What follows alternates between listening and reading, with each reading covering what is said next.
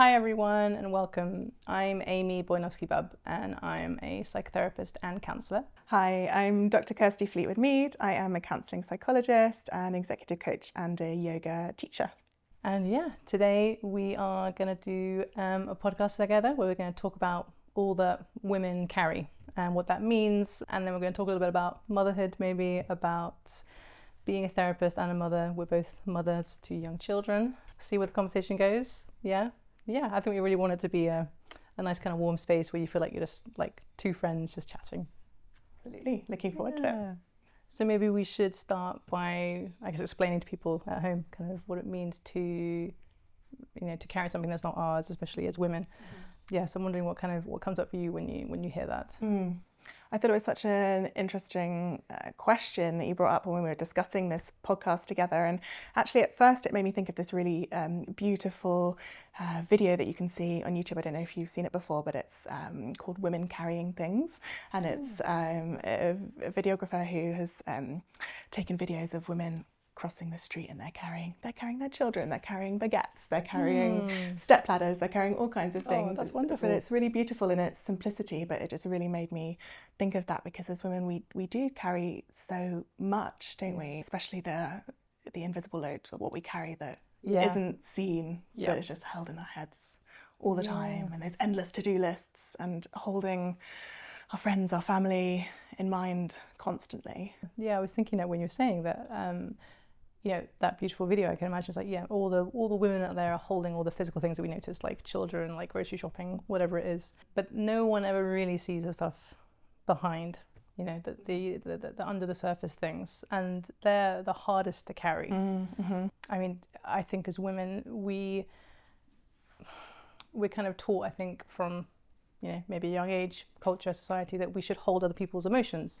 I often think about containment as being a great word, that we contain other people's emotions, and we also have to contain ourselves. Don't be too big, don't take up too much space, don't be too much of this, too much of that. It's very much like keep small.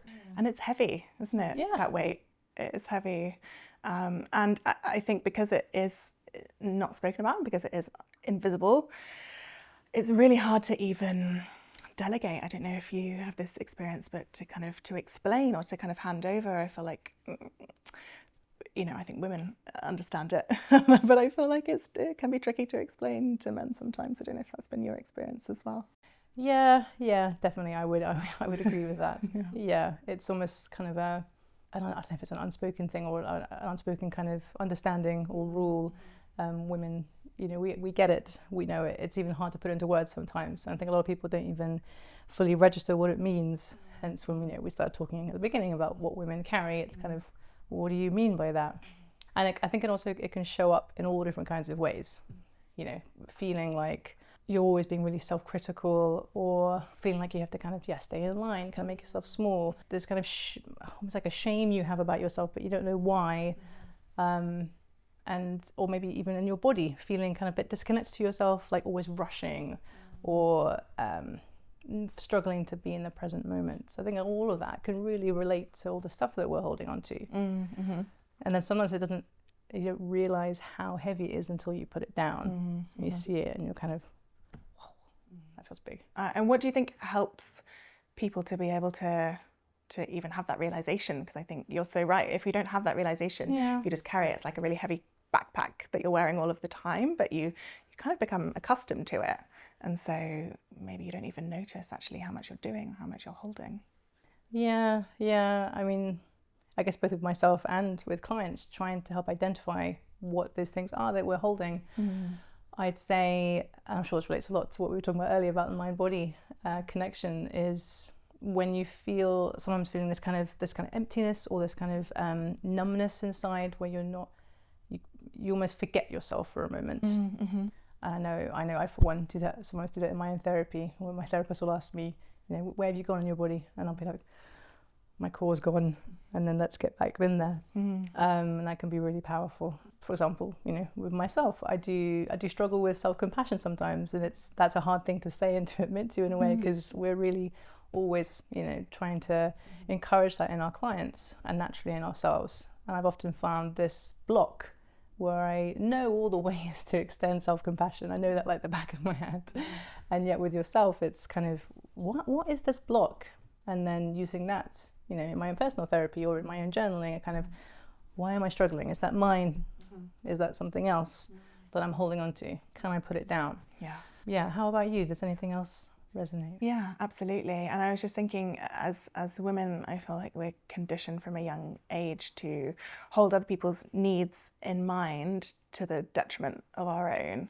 And maybe that's not explicitly said, but I think it's implicitly implied. And I think especially when we become mothers, and then there's children to look after as well, that our own needs just very quickly fall to the bottom of the pile.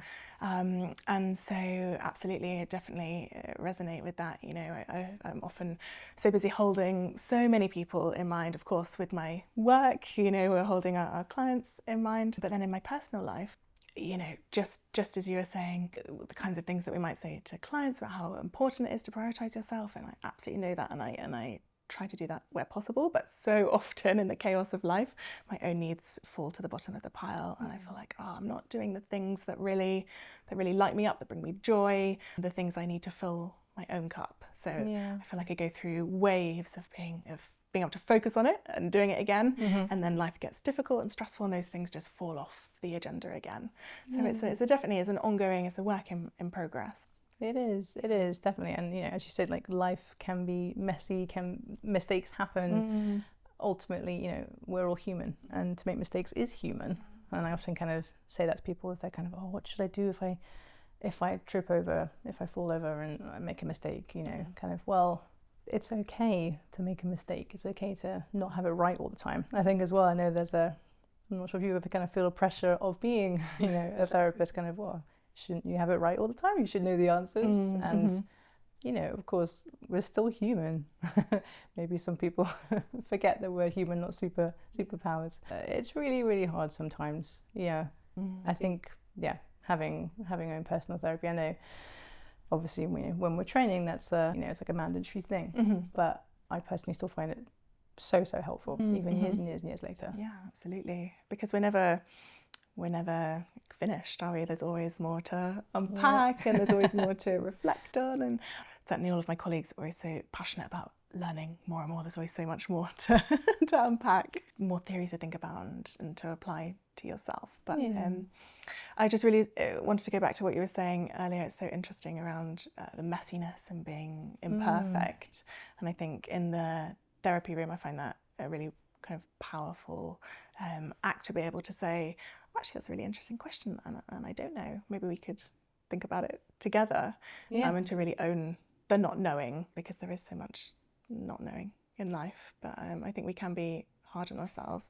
I think definitely as a psychologist and a mother, I certainly put pressure on myself to, you know, at the end of the day, I'm reflecting on, oh, did I do that right? Did I, maybe I could have done that a bit better. Maybe I could reflect on that and try and, you know, improve things. Yeah, that definitely resonates with me. Yeah, and I know I can get really hard on myself thinking, you know, it's that kind of classic kind of mum guilt, but it's also therapist guilt, you know, trying to be too, you know, really, the roles are both really big and they are both caring roles. And there's a lot, and I often, you know, forget all about myself, and it's really hard. And that kind of, people often ask me kind of, you know, or do you have kind of mum guilt too? And I think that's an interesting thing when you think about, you know, what women carry. Is that mum guilt? Is that ours to hold? Is that something else? Is it always going to be there? Is it something that we can put down? I find that a really hard question to answer. And I don't know what the right answer is. It feels like some of it definitely isn't ours to hold, but it also feels, I think, in being a good mother and being a good person, a good therapist, you know, I think it's important to doubt yourself a little bit. You know, I think that shows that you're really trying hard. And that you care. Yeah. If we were all to like, I'm doing a great job all the time, then maybe that's not going to be happening.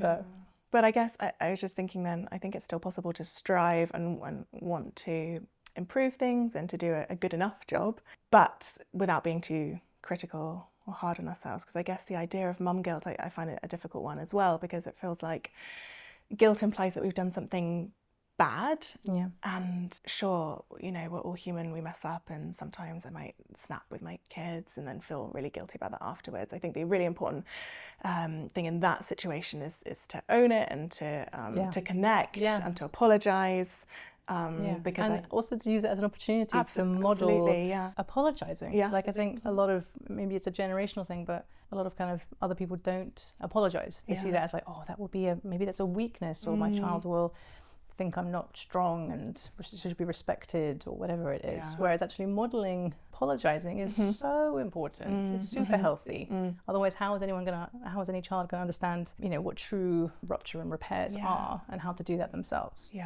Yeah, 100%. I think that the real power is in the being able to repair the relationships. And I think for older generations, that wasn't something that was done at all. I think there was definitely a lot more of a kind of, you do as I say, you don't question it, more authoritative type parenting. And so that just wasn't present. So it feels like with our generation, something that we're trying to do quite differently, to kind of consciously try and change things. And I think what I like to remind myself of is that kind of conscious effort that we're doing all the time. Of course, if it's something different, then of course it's going to be tricky. It's not going to be a linear process. It's going to take time, and we're not always going to be perfect. That makes me think of apologies kind of in general, that I think really understanding what it is to apologize, what it is to rupture, some sort of rupture to happen, then to repair it.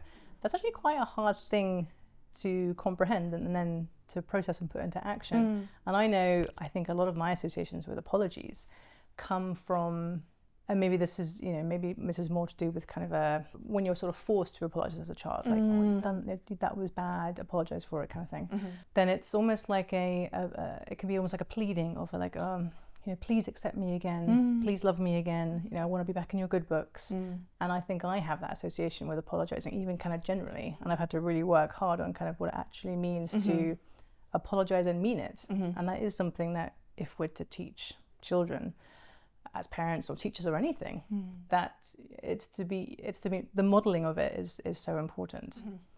It's a tricky one, I find personally, in the playground. I don't know if you've experienced this, but when you're with your kids and they're maybe doing something that wasn't the kindest to another child, and exactly as you were saying, kind of this idea of forced apologies, I feel like isn't a helpful one. I prefer to try and model, you know, what a healthy apology would look like, and trust that my child will learn in time. But I feel like there's still quite a pressure, maybe from other parents, that you do kind of make them apologise, and I find it such a tricky one to navigate, the kind of the social relationships between other parents as well as their children. And of course I always make sure the other child is okay if they've been hurt, but I'm not sure there's anything inherently valuable in enforced apologies. It kind of feels like empty words while they're still so little. So that was something that just came to mind. So really interesting. Exactly. And you just brought up almost that kind of pressure from other parents. And I think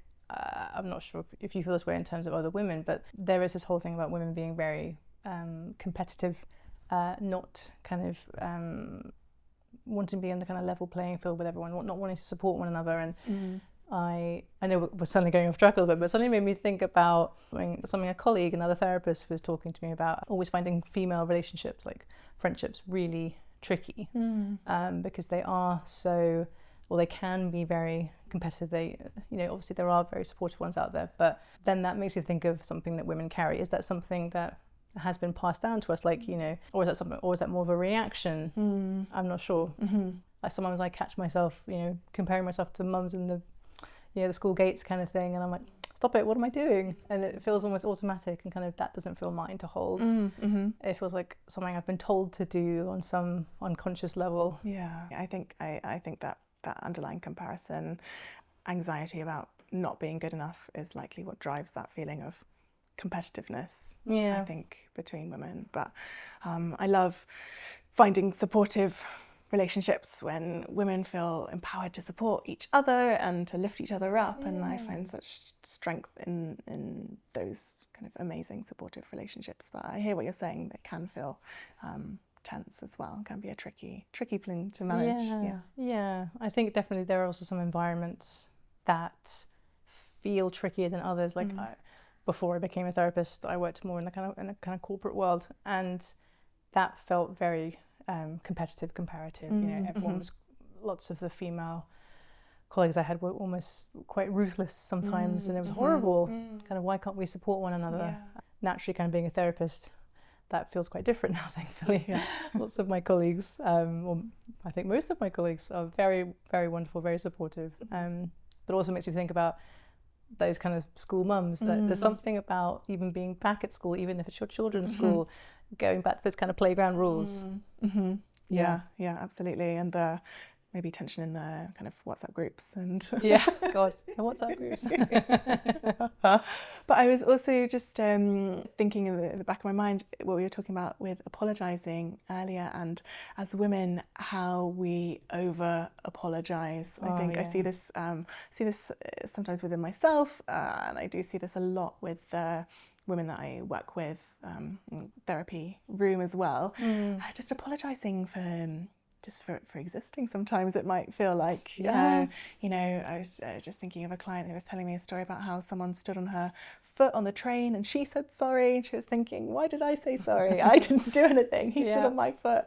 But it can be kind of a habit that women get into, is kind of constant over apologising.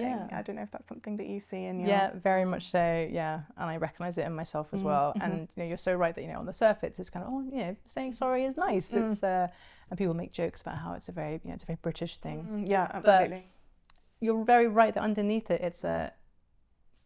it's this kind of not wanting to take up more space. This apologising for, kind of being a little bit bigger than you should be. That definitely feels like something that we're holding on to, that, you know, why are we holding on to it? Where has it come from? You know, is it from our culture? Is it from society? Is it from even our caregivers when we were growing up? That we, kind of what I was saying at the beginning about containment, you know, do we need to stay small? And this fear of, well, what's it going to be like if I take up more space?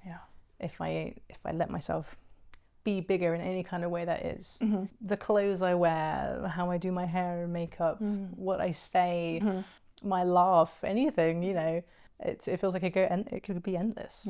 Yeah, absolutely. I love this topic, actually. It's one of my favourite themes to work with clients in therapy room, also in my kind of coaching and business space, this idea of like taking up the space that we deserve. I love to use kind of a physical representation of actually kind of standing up and spreading our arms and taking a wide, kind of really strong stance and seeing how that feels in your body, kind of rolling back your shoulders and relaxing. Because I think so often, we're tensed, we're braced, we're kind of holding on to all of that invisible load we were just talking about, and that feels heavy. Then again, with the apologising, and I think it can feel like such a constricting place physically, somatically in our bodies. It really can. And we sometimes don't even notice it until someone might ask you kind of, how are you feeling in your body?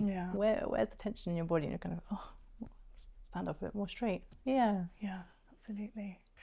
I have one of my favourite poems, actually, called She's a Bit Much. Can I... do you know that one? I don't know. I would love to hear it. I'm going to read it. It's by Lindsay Rush. She's a bit much. You mean like the bonus French fry in the bottom of the bag? Like a champagne shower? Like triple texting good news? Like buying coffee for the person behind you in line? Or did you mean a bit much, like an unexpected upgrade to business class? Or theme parties?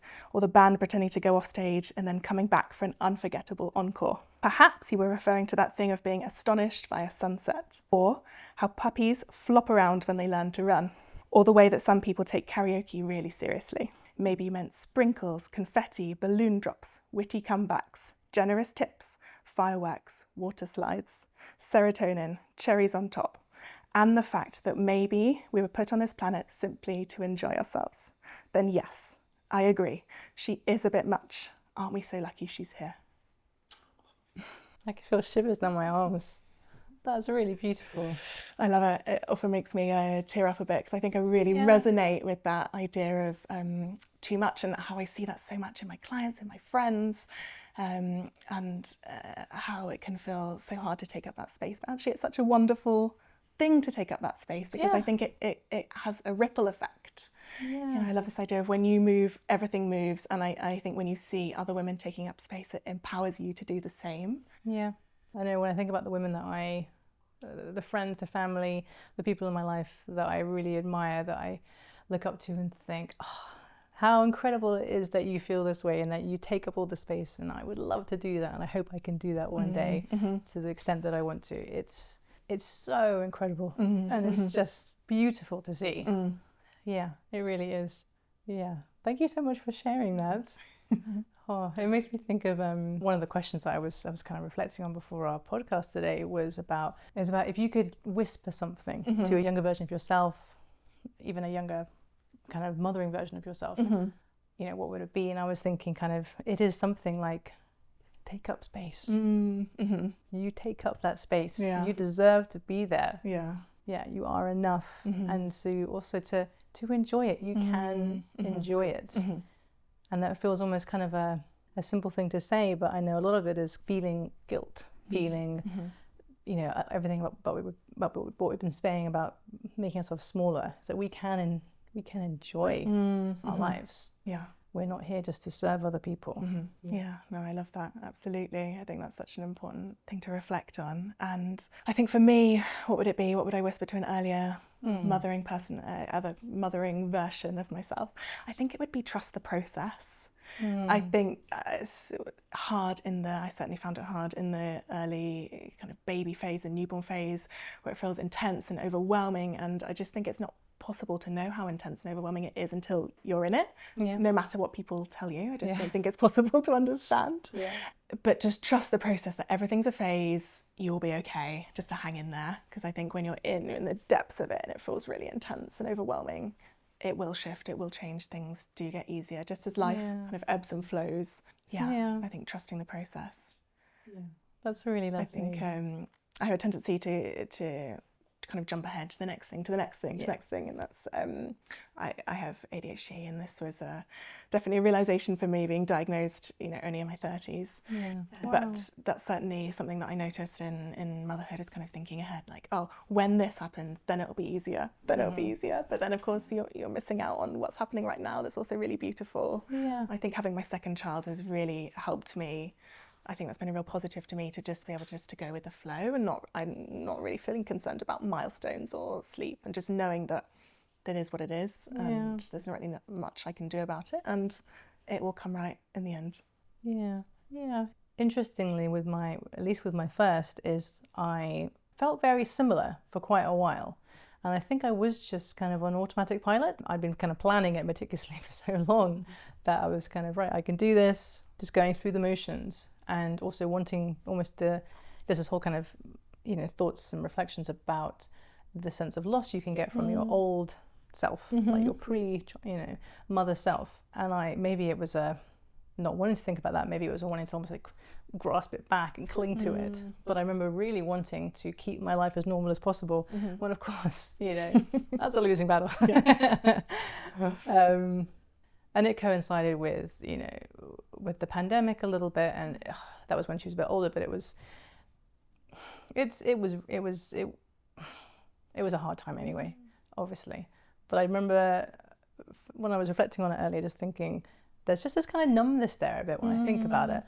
That kind of automatic thing. And then with my second, I think that was a very different situation. I almost felt like I felt like I was in it more. Maybe it was because my girls are very, very different personality-wise, everything, that I felt like I almost became a mother again. I know a lot of women speak about that as well.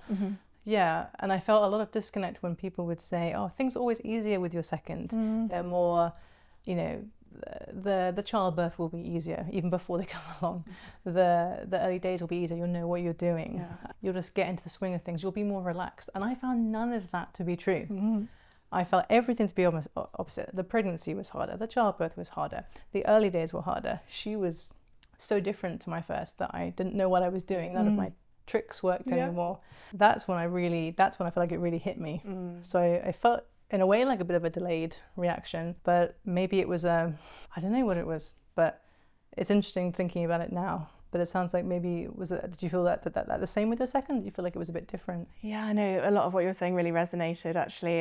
Everyone I spoke to said, oh, it's so much easier going from 1 to 2 than it is from 0 to 1. And in a sense, I can see what they're saying, because you kind of know what you're in for. You know, you've had a baby before, your life's already changed and revolves around that little person. But I really just felt like it was really difficult. I felt like I'd been hit by a bus, metaphorically speaking. Yeah. My pregnancy was pretty smooth sailing, birth was really difficult, but those early months I found so challenging. And actually, just as you were saying, she didn't have the same, respond in the same way that my son did. And I was like, what am I doing? I've just got a few different tricks and they're not working. So now what do I do? And that was really overwhelming when you have a newborn and a toddler that you're running around after as well. So that was really difficult. I was just absolutely exhausted and just so stretched, I think. And it wasn't really... my daughter as such, she is, a pretty sweet, easygoing baby, but it was just the whole kind of situation was really intense. And it's really interesting you're talking about that numbness when I kind of reflect back to those early months and just feeling really overwhelmed and almost like I was just on autopilot, just kind of getting through it a bit, at least in the early months, for sure. And that brings some sadness. Yeah, I can really sense that as well. Yeah, and when we spoke earlier about what would we whisper to our younger selves, when I said kind of take up space, I meant from even a young girl all the way up to my life. Like that's a thing I would say to kind of all different ages when I think about the past. But when I think about a younger version of myself as a mother, that very much is kind of enjoy this. You can enjoy this. Yeah. And I think I find that hard. And that again feels like something that I'm holding on to, that maybe that's not mine. This guilt of being a mother, not being a mother, this guilt of working, not working. It feels relentless sometimes. Never ending, isn't it? It really is. Yeah. And that does not feel like mine to hold. Yeah. I don't know if you feel that way too. Yeah. Absolutely. That feels huge. That feels like something that we are told to, directly, indirectly, all different kinds of avenues, and that feels so big, and so it feels more obvious in a way, but it feels really hard to put down. Yeah. And then I think about the kind of the guilt also with putting things down, with kind of maybe recognizing, identifying something that you're holding on to that's not yours, and then putting it to the side, putting it down, and then like a natural guilt maybe that comes up from that. Yeah, what you were saying in terms of the guilt and what's ours to hold, and I was thinking of how tricky it is. There's a part of me that really wishes that I could be the version of the mother that I am now and kind of go back to the early days with my first and kind of appreciate it more, because I definitely feel like as time's gone on with my second, I've become more relaxed and just go with the flow a lot more, and I sometimes feel sad when I think back to with my first and kind of not trusting myself, but I feel like I've definitely developed a lot more of that trust with my second, at least in the day-to-day process, kind of just trusting, the choices that I'm making feel like the right ones for them, and not really worrying that they're maybe not the mainstream choices. Like, for example, I co-sleep with both children, kind of extended breastfeeding, things like that. I feel really comfortable with that. But then I guess in the evening hours, thinking like, oh, what should I be doing differently? Those kind of doubting voices can sneak in, can't they? Yeah, they really can. They're in our heads, but then unfortunately, I think I definitely, that resonates for me too, that hearing them from people directly, oh, you shouldn't be doing that. That's not good. And that kind of, it's really hard to say, no, like it's good for me and it's good for my children. And to trust that. Yeah, absolutely. That phrase, it just made me pop into my head that you might have heard as well, you'll make a rod for your own back. And I just think, if that rod is your children knowing that you're going to be there for them, that you're going to always respond to them, that you're going to be a caring mother that holds their feelings, like holds them in mind, holds space for their feelings, then yes, that is a great rod, a rod I'm happy to carry. What an incredible rod. What a powerful rod. Yeah, I would be happy to carry 100 of those. Of course, I mean, that's ultimately what we all want, even if we might not admit it, is we all want to feel safe. We all want to feel loved. We all want to be. We all want to feel accepted. Yeah. Those are really core needs. And maybe for various reasons in this day and age, we try and run away from them, or we find something else to distract us from them. But they are all what we want. And to be able to try and give that as much as humanly possible, as much as anyone can want and need. That's huge. That feels big. And it's also a lot to hold, ironically. Yeah, absolutely. Yeah. Absolutely. But I guess when we're thinking about what to hold, I think it's so important to think about priorities and also what we have space and energy for. You were talking just before about the idea of putting things down and the guilt that comes with that. But I guess I was thinking of this idea that if we say yes to everything, then it means saying no to ourselves, or saying no to something else that we value. Yeah. And actually, I think what helps me to put things down is just to acknowledge this is not a priority for me right now. I'm prioritizing these things in my family, or these things in myself, and these are the things I have space to do. And we can't do everything, even though we're sold this lie that we can do everything. And I think women are expected to be able to mother like you don't have a job, and to work like you don't have children. And it's unrealistic. It's not possible. And so there has to be, I think this idea of balance as well doesn't always sit well with me, because I feel like things aren't always perfectly balanced. Sometimes it's going to be, down here your children are sick, you've got to take time off. Or sometimes you have a big project and you go all in on work. Whatever it is, I think it's about kind of priorities and values, and being able to acknowledge that there's a shift, but you can't do everything. Yeah, exactly. Yeah. And what you said just then, that again, that kind of, that saying of, work like you're not a mother, and mother like you don't have a job. Even today, I was just saying to you earlier in the week that I haven't really spoken much about having children, having my own children to clients and on social media and everything. And there was a worry today, saying, well, I want to talk about it, but I haven't really spoken about it before. And is that something I'm holding on to that's not mine? That kind of, work like you don't have children, that comes, I think that comes from all kinds of places perhaps, but I wanted to bring that up today, and that was in a way something to talk about. This kind of not wanting to be seen differently, but why don't I want to be seen differently? Is it even that kind of taking up more space, the kind of judgments, or the perceived judgments that people will have on me, and even if they were, is that something that's going to change how I feel about myself? It kind of, again, it feels quite endless. But when I was coming here today, thinking, no, I want to talk about this. I feel really passionate about this. And this is me. And and it's such a core part of your identity. And I guess I was wondering, what do you think were those worries or judgments that you might perceive from other people? It's interesting. In a way, it's kind of, it almost becomes that kind of elephant in the room, because it's been so long now. It's kind of, people might be like, oh, I had no idea, and I've been speaking to you for years. Like it becomes a bigger thing the longer time goes on. I think, there's definitely that kind of deep fear of, being seen differently, being seen as my whole self. That feels quite vulnerable. There's, when you're a therapist, that, I'm not sure if this is your case when you were training, but, we're taught to not really disclose anything about ourselves. I think that is changing a little bit, although it depends kind of what your modality is, but that was very much, my training, kind of do not disclose anything about yourself. Some people might even like take off their wedding rings, might only wear like black or something, very kind of blank canvas. You're not going to find out anything about me. And there's lots of interesting points there. I guess maybe that's another conversation. But ultimately, we are all human. And I think it's really important for clients, for anyone, even just on social media, to see us as human. So we're all trying our best as well. We don't have it all figured out. If we did, somehow we can probably bottle it and give it to everyone, and then the whole world would be happier. But life isn't that simple.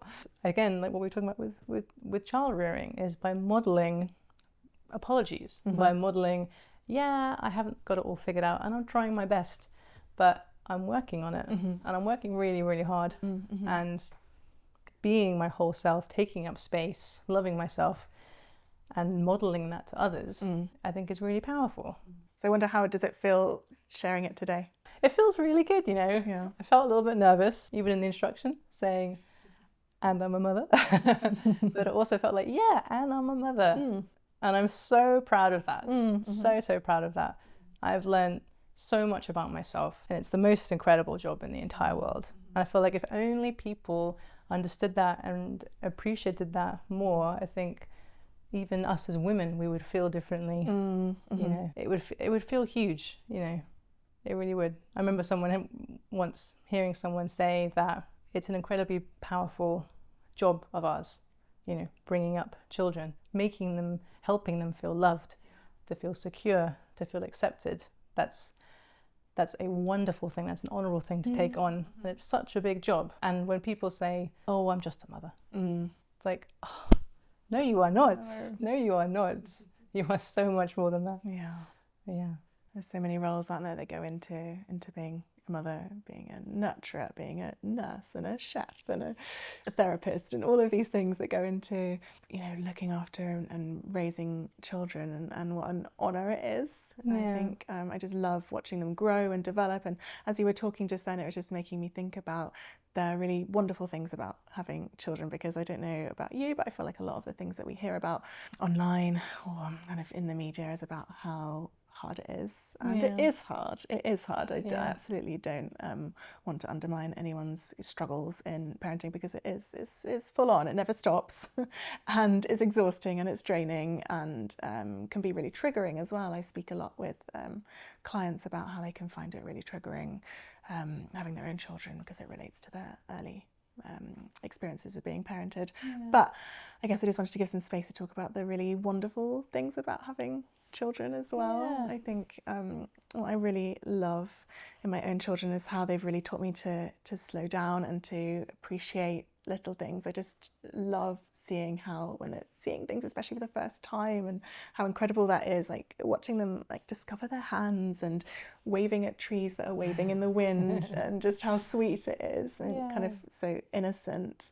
Watching them make connections for the first time, and the things that they find funny. I think there's just so many wonderful things about having them, and I do genuinely every day feel so grateful to be their mother. And I'd love to hear about the things that you really love about being a mother as well. All of those I agree that they're wonderful. I mean, I remember when they were little, wanting to get down on the floor to be on their level, and feeling kind of almost kind of childlike, being on the floor, like just like a baby would be, like trying to crawl around or just sitting there, and how different everything feels down there, how big everything feels, how incredible the world looks. I'm really trying, you know, even sometimes when I'm struggling, having a hard day, I sometimes just get down on the floor and touch the floor, and it feels like I'm kind of getting back to that childlike place, the silliness, the laughter, the things that they find funny. I try and find a lot of time for silliness. That is a big thing of mine. And you know, when, especially if things are feeling tricky, if they're not wanting to brush their teeth, or not wanting to get in the bath, or not wanting to even walk to school, to try and find some silliness, some playfulness there. Because ultimately, you know, children a lot of the time are looking for connection, and they're struggling with what's going on, because maybe they feel like they just haven't quite got the connection they wanted, whether it's the morning or the evening, whatever it is. And even just 5 minutes of just being a bit silly, of kind of, I don't know, they're not wanting to go up to bath time, or let's, you know, shall we walk to the bath as pretending to be lions or pretending to be dragons, and I'm going to chase you, and I'm a mummy lion and you're a baby lion, and you're not wanting to get in the lion bath, and I'm trying to get you in, and immediately it almost feels like a click of the finger. They're like, that's what I really love, and I feel like getting in touch with that playfulness within me as well has been really, really nice. Yeah, absolutely. I really resonate with that. I think we really try and make time for fun and silliness and kind of dance parties, and similarly to what you were saying, you might be like, oh, who can race to put on their shoes? Do you want to jump on my back and be Superman? Things like that. And just making it more fun, or something that I use if I feel like I'm feeling a bit cross inside, is turning my voice into like a silly puppet voice instead. But I think so often life can be so serious and heavy, and we were talking about that mental load, invisible load, and things that we carry earlier, and that can feel really heavy and serious. And I think making it fun and playful, I think children are just such an amazing kind of representation of that, aren't they?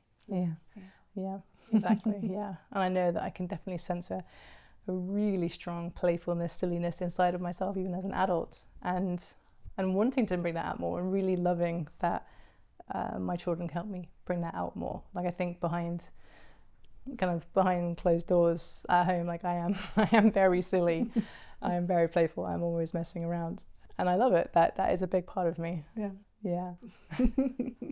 Oh, it was so great talking to you today. I've really enjoyed our conversation and all the different avenues that it's taken. It's been really interesting. It's been really wonderful. I've thoroughly enjoyed it. Yeah. Thank you so much. And that's all we've got time for today. And thank you. And thanks everyone for listening. Yeah.